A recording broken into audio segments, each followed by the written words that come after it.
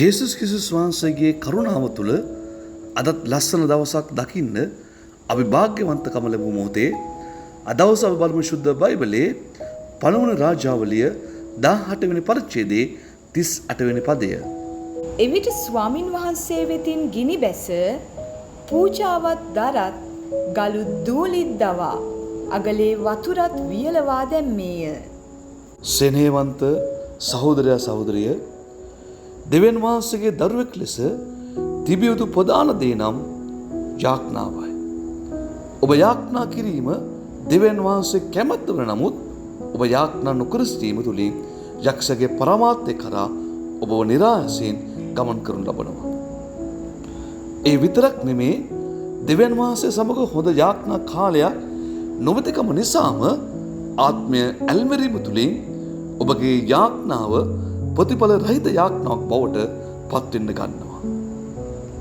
ශුද්ධ වචනේ ලූක් පොතේ 11 වෙනි පරිච්ඡේදයේ පළවෙනි පදයේ සඳහන් වෙනවා, යේසුස් වහන්සේගේ ගෝලයන් උන්වහන්සේට කියනවා ඔවුන්ටත් යාඥා කරන ආකාරය කියා දෙන්න කියලා.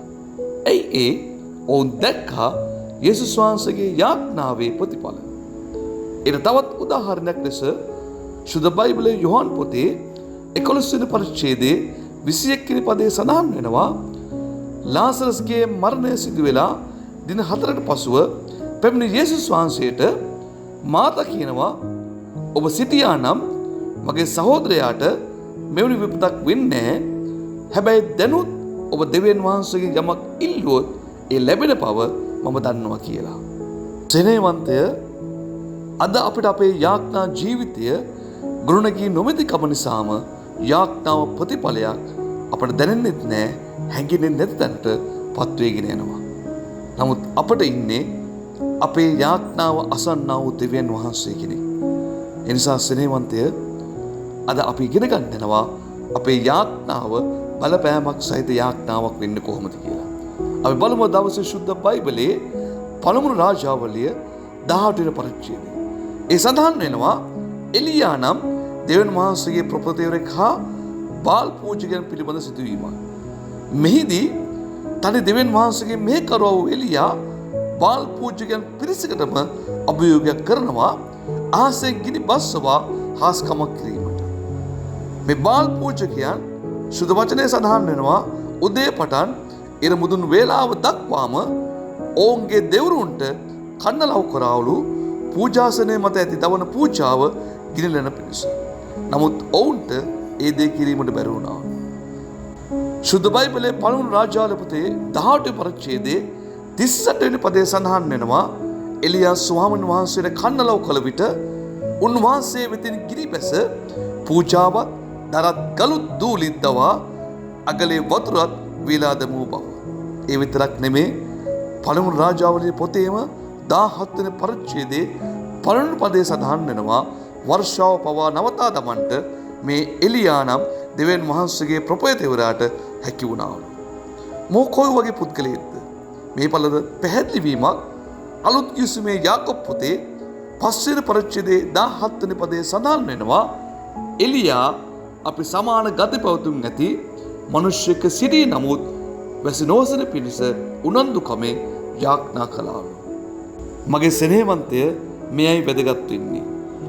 එලියාට හැකි වූ දේ අද අපට නොහැකි වීමට හේතුව කුමක්ද? එනම් දෙවියන් වහන්සේ සමග හරු යාඥා ජීවිතයක් නොමැතිකමයි. අපට පුත්‍රකමේ උරුමය තුල පියාණන් වහන්සේ සීලම බලය අපට දී තිබෙන නමුත් අපි තවමත් උරුමය නැත්තන් ලෙස බය දුකමේ ආත්මය තුල අපි හිර වෙලා ඉන්නවා. තවත් එලියා පූජකයා කළා වූ අලංකාර දේ නම් ආසෙන් ගිනි බැස්වින ප්‍රථම එක දෙයක් පළමුව ඔහු කරනවා. එක රාජාවලිය 18 වෙනි පරිච්ඡේදයේ 30 වෙනි පදයේ සඳහන් වෙනවා, ඔහු පූජාසනය හරිගැස්සුවාලු. අද මේ පූජාසනය තුලින් අපට අර්ථ දක්වන්නේ දෙවියන් වහන්සේ සමග තිබෙන සම්බන්ධතාවය නැවත හදා ගැනීම. මගේ සෙනෙහවන්තය, අද අපට තවත් වැදගත් කාරණාවක් උන්වහන්සේ පෙන්නනවා. අපේ යාඥාව බල රහිත බලපෑමක් නොමැති යාඥාවක් බවට පත් වෙලා නම් ඔබ අද ප්‍රථම කරන්න පස්වල වී නැවත දෙවියන් වහන්සේ ළඟ ඉන්න. එවිට වැරදි පීල්ලේ සිටගෙන ඉන්න ඔබ නැවත නිවැරදි පීල්ල සිල සිට ගන්න උන්වහන්සේ කරුණාව දක්වයි. ඒ ජීවිතේ නව හැරීමක් පරිවර්තනයක් බවට අද දවසේ උන්වහන්සේ ඔබව පත් කරයි. ඊට පසුව ඕනෑම අභියෝගදී වාතාවරණදී ඒ විශාලත්වය නොබලා නොකලබී ඔබට දුන්නා වූ පුත්‍රකමේ උරුමය තුල යාඥා කරන්න පටන් ගන්න. ඒ යාඥාවට උත්තරය ඔබට විතරක් නෙවෙයි ඔබ අවට ඉන්න අයටද බලපෑමක් වෙන නොඅනුමානයි. එලියාගේ යාඥාවේ උත්තරය බලපෑමක් මුළු සමාජයටම වුණා. එලියාගේ දෙවියන් වහන්සේ ඔබගේද දෙවියන් වහන්සේ වෙලා සිටිනවා. එලියාට කළ හැකි නම් අපටද ඒ තුල උන්වහන්සේගේ නාමයෙන් කළ හැකි වෙනවා. ඊට අවශ්‍ය වෙන්නේ හරි වූ යාඥා ජීවිතයක් පමණයි. එවැනි යාඥා ජීවිතයක් ගොඩනගා ගැනීම ඔබට මට අයිති කාරණාවක්.